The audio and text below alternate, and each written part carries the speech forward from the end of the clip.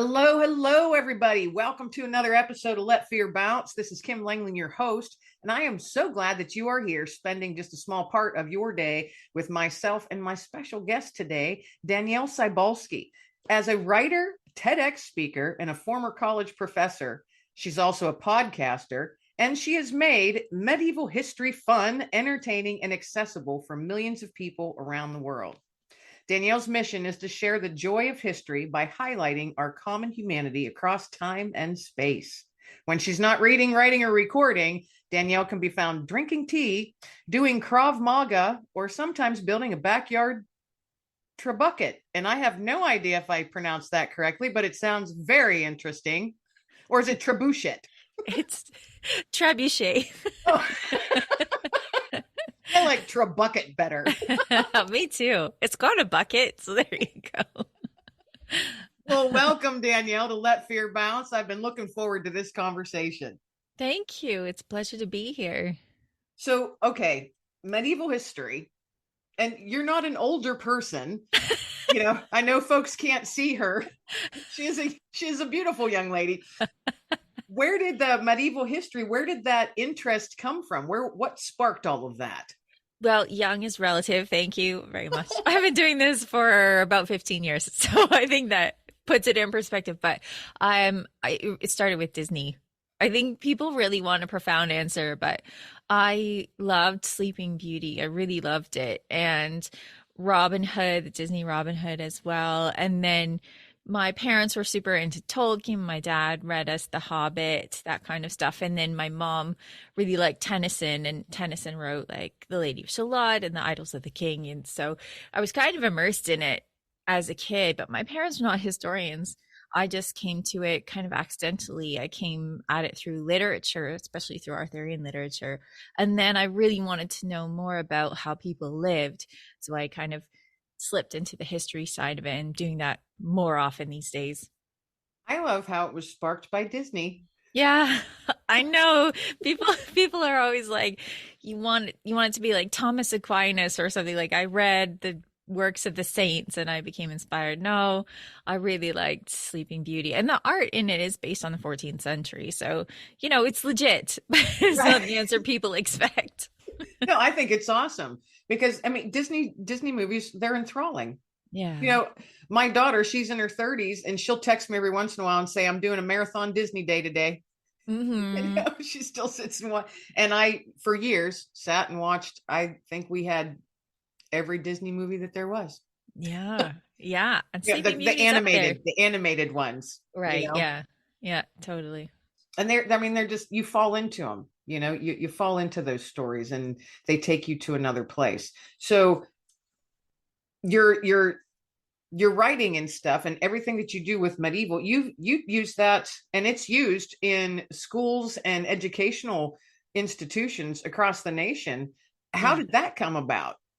Well, I started writing a blog. I was at home with my first baby and I was going crazy because I missed learning about history. I missed that studying I had done in graduate school, especially. So I started writing this blog, and then it got picked up by probably the world's biggest website that talks about the Middle Ages, medievalist.net. So I started to write for them.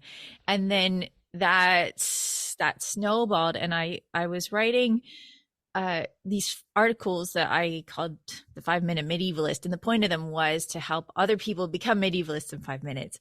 And so I would introduce a topic and some research in these short articles, and people found it a good teaching tool. And I didn't know it was happening for a very long time until people reached out to me who were professors and said they were using them in the classroom. And that was so flattering, because I think as somebody I have a master's degree, but I don't have a PhD. So to be writing stuff that people who have PhDs found useful as a teaching tool was really great. It was very, very validating, I think. Yeah. But it just speaks to how the stuff that you use to introduce anybody to the subject can be really helpful for students. So that came about accidentally. I definitely wasn't aiming to write stuff for the classroom. And isn't that the best way for things to happen? Yeah, I mean, my entire career has been a series of accidents, you know. Now, if you think about it, though, no, they weren't. They all happened just how they were supposed to. But to us as mere humans, we're like, oh, that's cool. How'd that? Yeah, So it's your what are your they? plan, your plan, played out exactly how it was supposed to, and how wonderful that is. That's right. What is it they say that life can only be understood backwards, but it must be lived forwards? Exactly. Yes, exactly. So share with my listeners what actually a medievalist is. Okay, so a medievalist is somebody who studies the time period that's roughly from 500 to 1500. And this is really a Eurocentric time period, and it's really a Eurocentric period of study because other areas of the world were going through different phases at different times. So I'm a person who studies Europe between about 500 and 1500. And if those dates are kind of random to you, we're talking about the fall of Rome, basically, to about the time of Henry VIII. So I'm done before Shakespeare comes on the scene, and I'm done after the Romans have left much of Europe and moved to Byzantium or Constantinople. So, what are a couple of things that people would be, and I'm sure that there's a lot because the time period back then, life was just so different for humans. I mean, just so completely different. Share a couple of things that people nowadays would be like, oh my goodness, how did they live like that? Well, I mean, I think the biggest one. So people ask me sometimes, like, would you want to time travel? And absolutely not. I would not want to do that because I think that the biggest difference is in medicine. And so people didn't have antibiotics, and that is responsible for a huge amount of devastation. For example, the Black Death, which killed millions of people, killed up to 50 or 60% of the population in some areas. So, in some places, two-thirds of people died. It could have been solved with antibiotics because that plague bacteria is still around. You can still encounter it in places like Arizona. For people who are listening to us in Arizona, you can contract the Black Death, but it can be cured by antibiotics. So, I mean, I think that is one of the biggest changes is the fact that our medicine is so much better.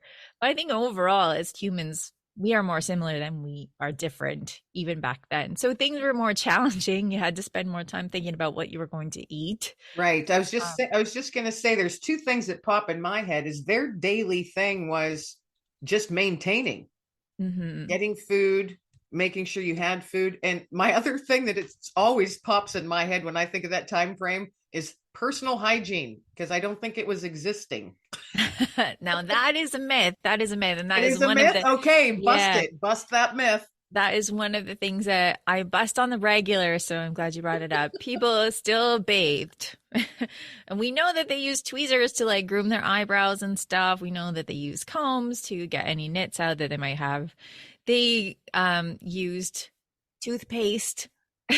It was something that they had to rub on their teeth instead, something abrasive. But they were using that. They used cloves to make their breath smell nice. So, like, they were cleaning themselves because nobody wants to feel dirty. We just kind of, as humans, feel gross when we are dirty. So, there was a lot of bathing that was happening. It was not as often as it happens today. And that is for really practical reasons. Mhm. One of them being that the resources it takes to have a bath are a lot, right? You have to gather the water, you have to put it in one spot, you have to gather some wood, you have to light it, heat the water, then you have to get rid of all that stuff later. So it's just not practical to have a bath every day unless you're rich and you have other people who are helping you Right. with that. Mind you, the Roman baths that they built all over Europe were still in existence. So you could actually go to a bathhouse and have a bath every day if you wanted to for a fee, kind of like you would if you were going to a spa today. You just pay a fee and then you could go and have a bath. So people were bathing on the regular and they were more hygienic than we think today, but they were not as hygienic as we are because they didn't have the resources. Right. Right. So, and in general, on a typical day for a normal family, not one that was rich or a landowner or however it was done back then, what would a typical day look like for just a normal medieval family? So if we're talking about a peasant family, like an agricultural family, it would look much like it does on a farm today, where your entire day is taken up with the land and the animals. So people didn't have the machines that they have today. So you'd have to hand plow it or use an ox or use team of horses. But then you have to go in there and you have to weed and make sure that the land is good. So you mostly have men who are doing that work, that field work. They might be digging trenches, they might be weeding, that kind of stuff. Women are doing everything else. Right. Women are, Right. they might have children that were also taking care of animals. So feeding them, grooming them, all of that stuff, shoveling what they leave behind. But they also had to spend a lot of time cooking and doing that kind of stuff. So it would look like the kind of thing that's happening on a farm today. Maybe not, a North American farm where a lot of that's mechanized, but there's lots of places in the world right now where people are living in that same way, just agriculturally. And a lot of the day is spent taking care of animals, the land, and the food. So when what you've got a book out or books, Yeah. share a little bit about they're nonfiction, I'm assuming. Are they? Yeah. So share a little bit about the books that you've got out. Well, I've got several books out. So if you have a minute, I'll tell you about them. We got a hot minute. Yeah. The first book was called The 5-Minute Medievalist, and I compiled some of my most popular articles and added a couple on top of that. And that was self-published. It was kind of an experiment to see, were people going to read my stuff? And they did, fortunately. And then I created a very short book. It's more of a pamphlet. It's called The 5-Minute Medievalist Guide to Surviving the Zombie Apocalypse. And that was a way of bringing people into the medieval world by imagining what life would be like in a post-electric world. So say you have to defend yourself against zombies, you might be using the same defensive strategies you'd be using if you were living in a castle in the Middle Ages. So it was a way of bringing people to history in a way that was more fun, I hope. Then I wrote a book called Life in Medieval Europe, which answers the type of questions that people have when they're watching TV, like they're watching Game of Thrones or they're watching, Lord of the Rings or something like that. And they have questions like, what was life like every day? So that book is structured so you can read it beginning to end, and it makes sense that way. Or you can go down the table of contents, which is literally questions like, did people date? And then you can find that and read that. So that book is meant to be on the shelf to pull out whenever you're watching something. You're like, oh, did they eat turkey? The answer is no, because turkeys are American, like North American, South American. So that was Life in Medieval Europe, Fact and Fiction.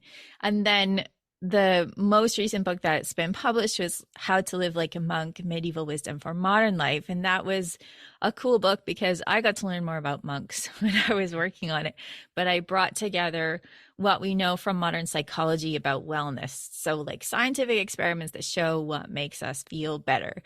And many of these things are consistent with what medieval monks were doing. So even though actual monks had a much more difficult life because they were giving themselves a difficult life on purpose to serve God, even though that was hard, many of the things that they were doing, we can take on in a slightly easier way to give us a better life, a more peaceful life, a happier life.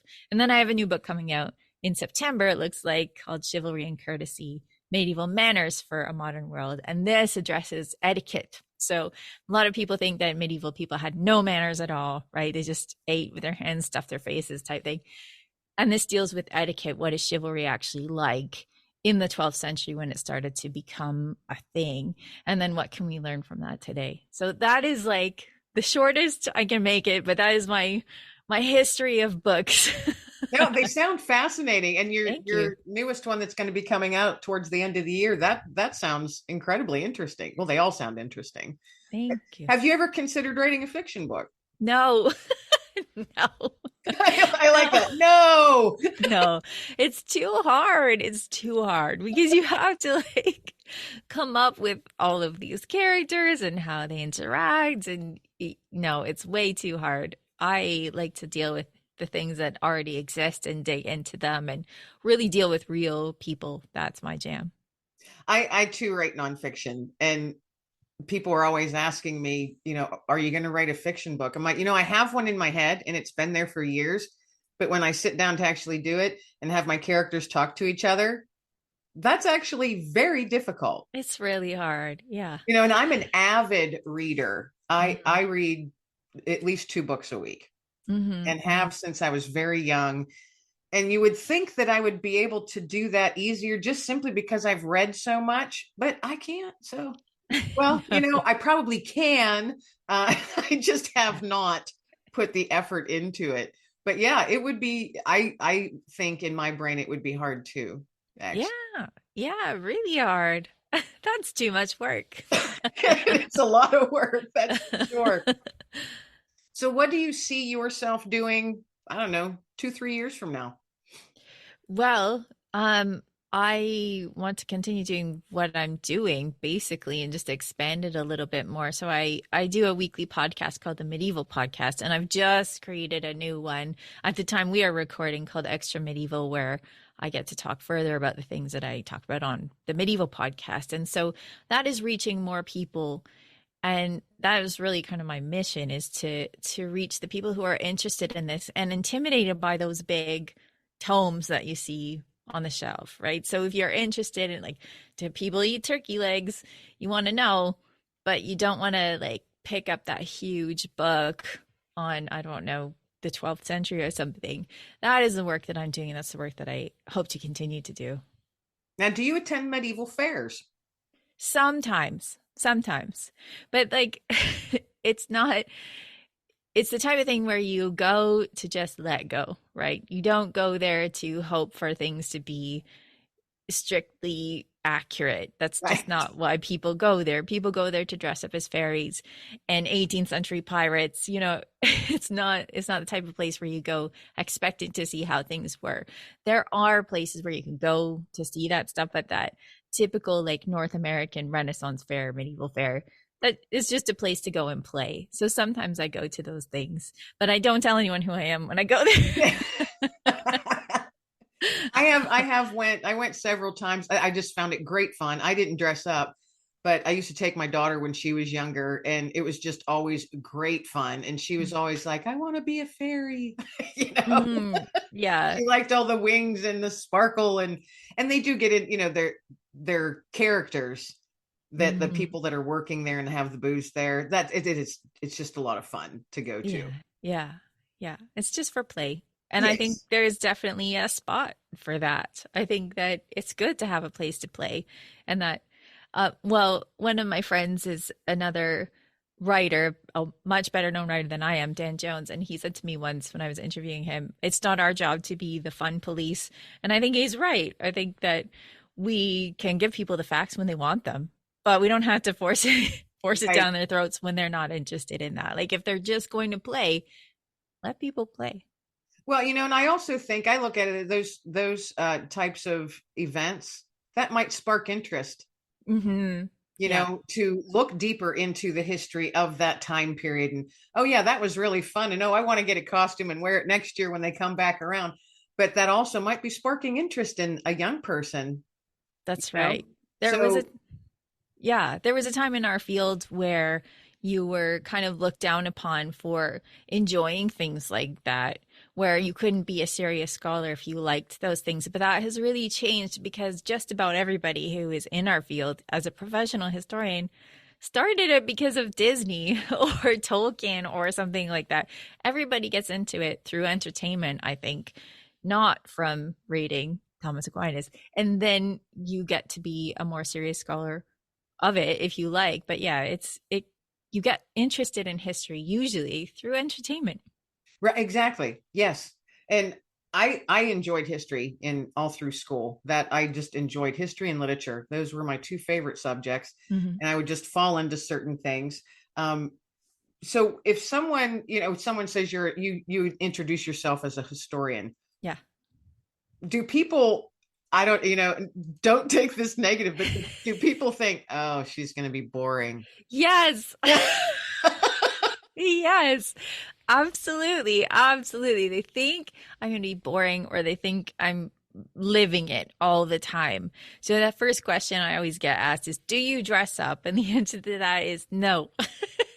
I have, but when I'm off the clock, I'm off the clock. Like is work. And I think that you need to take time away from things, even if you love them, so that you can come back to them fresh. So, yeah, people, I write these books. I try and make them as fun and entertaining as possible. But even people that I love, that I know, will come to me and say, "Yeah, it was really interesting." Like they're surprised. Yeah. So yeah, people assume I'm going to be boring, but I don't write about things that I find boring. Well, and you don't look like the stereotypical historian. Oh, I don't wear tweed. Right. You don't have a cap and a pipe sticking out of your That's mouth. that's right. One of those That's dapper caps. no, I know. And I think that gives certain people pause because people can't see, but my hair is currently blue. And I think that some people think that makes me less serious or less capable or something like that. So Oh, I deal yeah. with that as well. But it really doesn't matter. You just have to put your work out, put your best out, and then the people who are meant to love it will love it. Well, I truly appreciate that the way you're putting it out there. I can only imagine that it's getting the attention of maybe, younger people or people in general that it normally wouldn't, because you're trying to put a fun little spin on it, but yet you're sticking, you're keeping historically accurate. I Yeah. I'm appreciative of how you're putting that stuff out there, and I'm glad to hear that you're just going to continue to do it. So Yeah, well, it's like Toni Morrison, I think, who said that if the book that you want to read doesn't exist, then you must write it. And that is what I do. I wanted to read stuff that was fun, and so I make it. But the podcast, I do think is it's reaching people. The people that email me are people like long haul truckers who you don't necessarily imagine are going to be like tuning into a medieval history podcast. But the purpose of the podcast for me is to bring forth experts who are more expert than me on a particular subject. But that's really interesting. So I've done episodes on like sex, which is always interesting, on donkeys, on pigs and swans, and even laundry. Like that stuff's right. interesting to me. And I think it's interesting to other people. And so I try and like push these experts into the limelight because their work is so important and it is interesting. So your books and such, I know you said you wouldn't be going fiction, but have you ever considered, I don't know, like a documentary or something like that? Yeah. So TV is a fickle business. I've been approached to be on TV more than once, but I would say that the shows don't come out most of the time. So a lot of people will have a lot of ideas, but they don't get made. So I have been approached for TV. I would be comfortable doing that. I did a live show where I was doing commentary on this reenactment type fighting for Age of Empires. So I was doing this for Amazon's Twitch channel called Crown. And, that was super fun. I was comfortable doing that. It was a good time. And I was flown to LA to do that. I live in Canada. So like leaving Canada for California in November was quite nice. Yeah. And it just goes to show, like, learn history and you never know where it's going to take you. That's right. That's right. I was thinking PBS, Yeah. a Yeah. documentary type thing, obviously with today's people. But I don't know. I don't know what that would look like. It just popped in my head. So usually when that happens, I just blurt it out. So Well, I would love to do that. And for people who are interested in that kind of thing, there's a really good sort of Netflix for history called History Hit. And I know a lot of people who are doing the documentaries there, but the problem is I live in Toronto and that's in the UK. So, you know, I would love to do that, but I think I'm in the wrong spot. So we'll see. you might have to take a trip to the UK. That's right. I'm going there in June to speak at the Chalk Valley History Festival, which is a very big festival where you do see very accurate reenactment if that is your jam and you're listening in the UK. I think the folks over in Europe, their reenactments and their festivals and things like that are much more true to life. Mm-hmm. Um, we had spoken off mic. I had been to Europe numerous times in the past, and a couple times we were there in November and December. So in Germany, they had the Weihnachtsmarkt. So it's the Christmas market. But you would walk through these little villages and everyone's dressed in period dress. and Hmm. drinking out of tankards and things like that. And it was incredibly fascinating to me. I was just enthralled by all of it.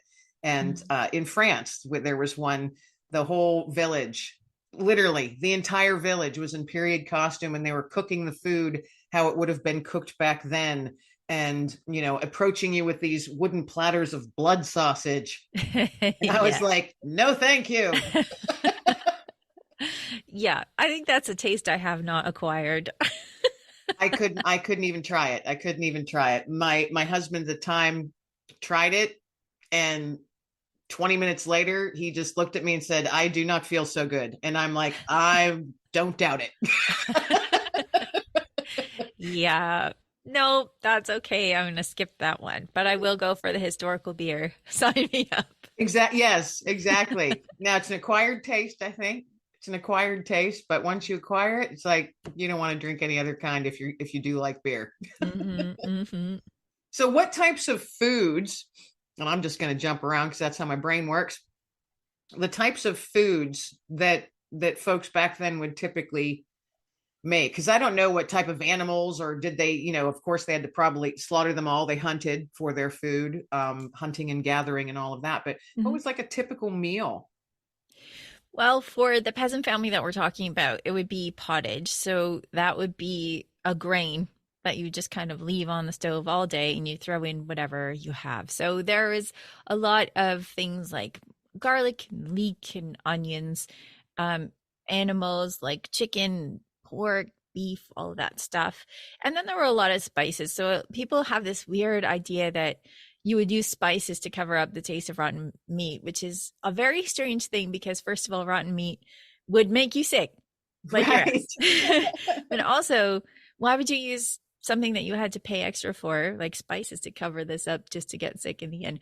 A lot of people did have spices. This is something that was not just elite. So if you were eating something from the Middle Ages, you might have something that for us in North America might taste more like Christmas or Thanksgiving, like lots of clove, ginger, nutmeg, that kind of thing. So that would taste pretty good. But what people didn't have was everything that you eat at medieval times.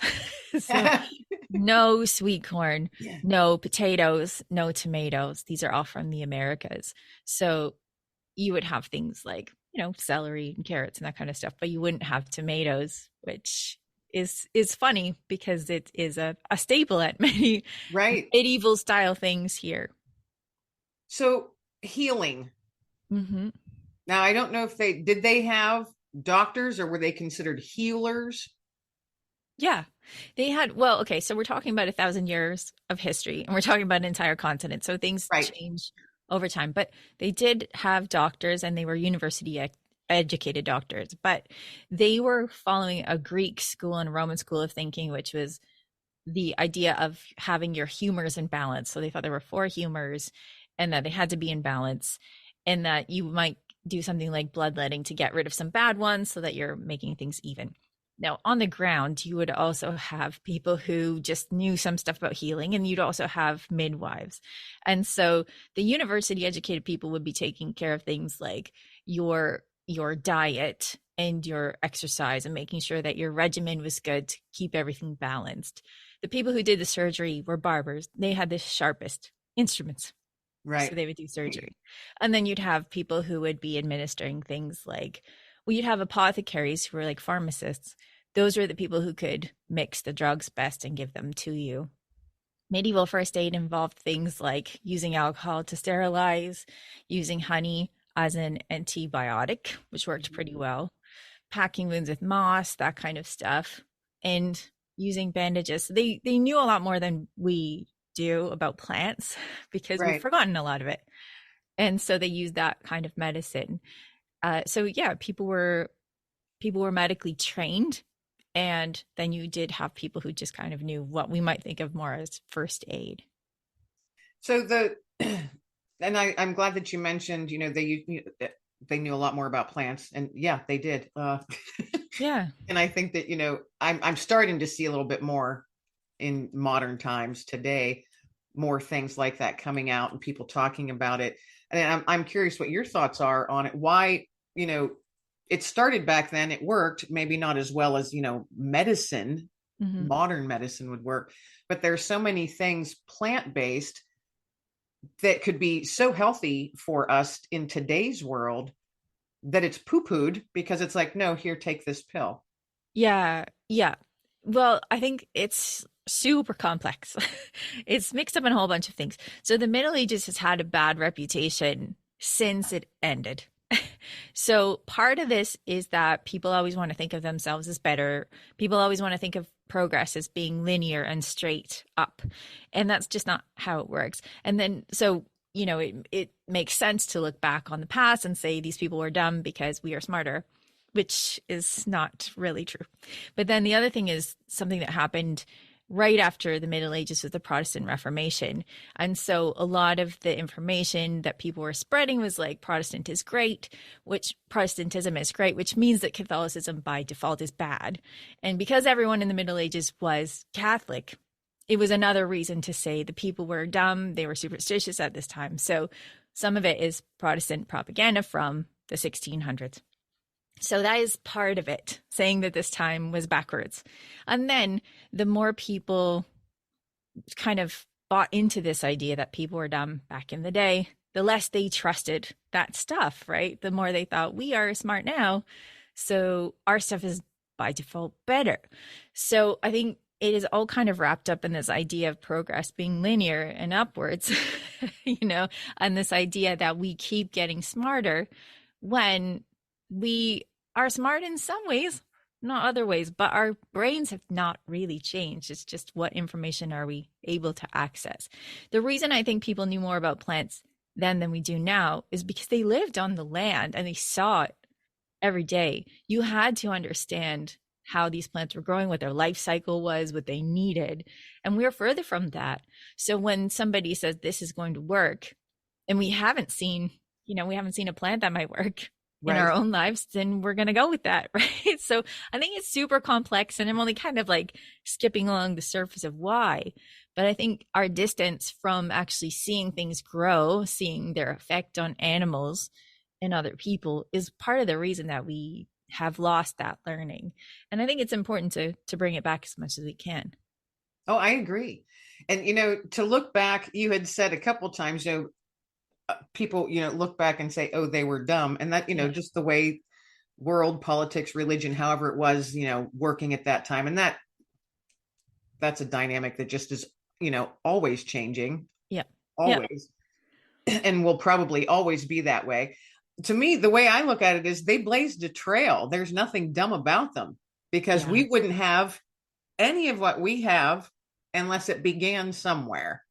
Yeah, yeah. And that's absolutely true. There's a really great book called The Light Ages by Seb Falk, and he talks about medieval science. So people think that there was no science in the Middle Ages or that the church was against it. And what they're thinking of is Galileo in a time way past the Middle Ages, like way past it. But during the Middle Ages, the church was super into science because they wanted to understand God and to understand his mind they needed to understand how the world worked. So they were super into science. They were the ones that, sponsored invention that sent monks to university. Like they were super into it. And it's because of them, as you say, that we can build from here. So Right. yeah, we owe them a lot. So the church back then was very powerful. Yes, extremely powerful. Yeah. Now, you know a lot more about the history of that, that time frame. Powerful in a good way or powerful in a bad way? It's down to human behavior. It's down Uh, to human yeah, behavior. Yeah, because I think that some people who got into the church wanted power, but I think most human beings are good. And I think most of the people who got into the church got into it because they wanted to save souls. And that was their mission. So, you always have people who are going to put themselves first at the expense of everyone else. But is that the general tenor of the medieval church? No, I don't think so. Even if they did things that we don't approve of, and they did many things that I don't approve of, their goal was, as they believed, to save people. So, we may not approve, and I don't always approve, but we can understand by understanding that they thought they were working in people's best interest much of the time.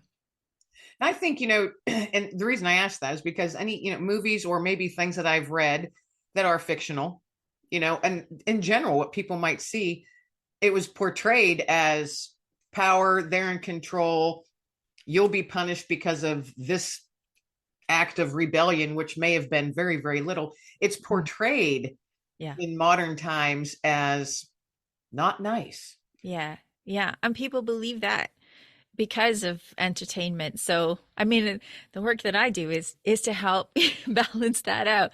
But for the people who are wondering, like, what was it like? There were lots of people who believed in fairies in the woods and in Jesus.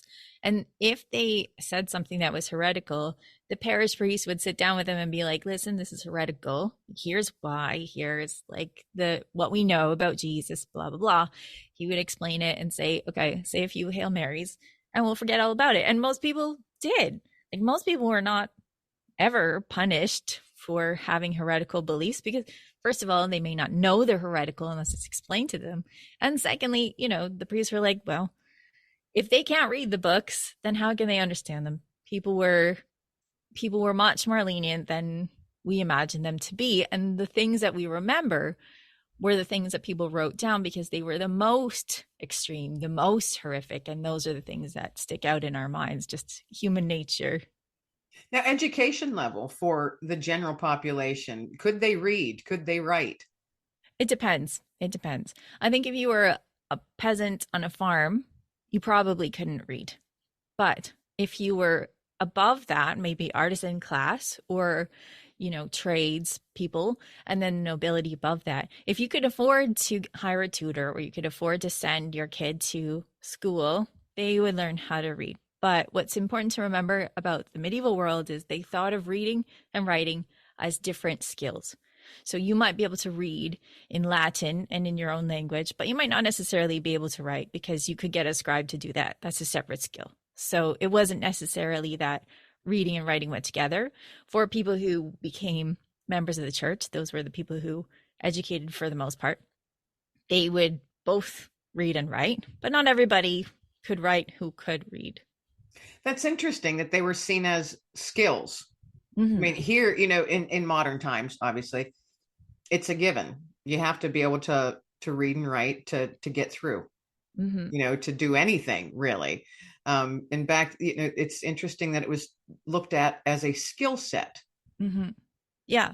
But I mean, most of us can't afford to send our kids to school. We don't need them to work on the farm or anything like that. So we can send them to school. And the more that people gained more wealth and the more that public schools were open and they were able to do that, the more people went to school. Fascinating stuff. Fascinating. Thanks. I could sit here and talk for like another hour and a half or 2 hours. Seriously. Me too. We've flown through a half hour. This is fascinating stuff. And it's such a pleasure to meet you and know that you're out there making it interesting and making it fun for all different age groups, to look at history. Because I sincerely believe we need to know what happened in the past. Mm-hmm. To learn and grow and make our future better and brighter. That's the way I look at it. You have to learn. And to me, it's just fascinating because I'm an avid reader and I wish everyone were avid readers and then they could all go out and buy your books and learn something.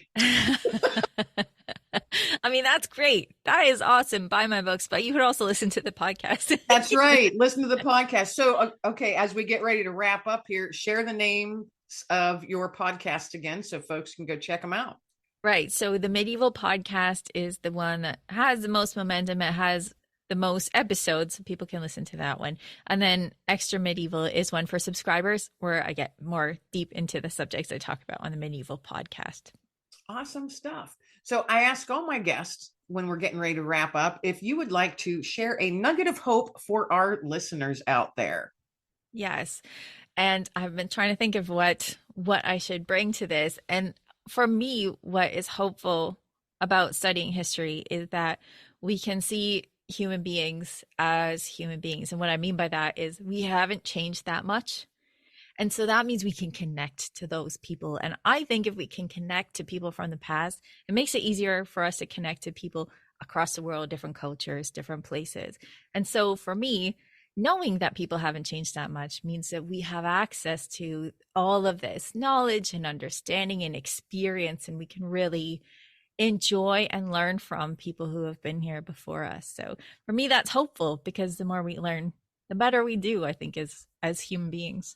I agree. And I like the word that you used was connect, Mhm. because we need more of that. Connect Yeah. on an even level and be open Yeah. to learning and listening. Yeah. Yes. Yes. Oh, Completely. awesome. Well, thank you so much. And thank you for being my guest today. This has been a true pleasure and great fun. It's just been absolute blast listening to learning from you actually about medieval times. And good luck with your podcast and your newest one and your newest book that's coming out and everything that you're going to be doing in the future, because I'm excited to see where your journey's going to take you. Thank you so much. It's been so great talking to you. Well, thank you. Thanks again for being on my show. And everybody out there listening, this is Kim Langling, your host of Let Fear Bounce. Thanks so much for joining me and my guest today, Danièle. Everybody out there, be well, stay well, and be blessed.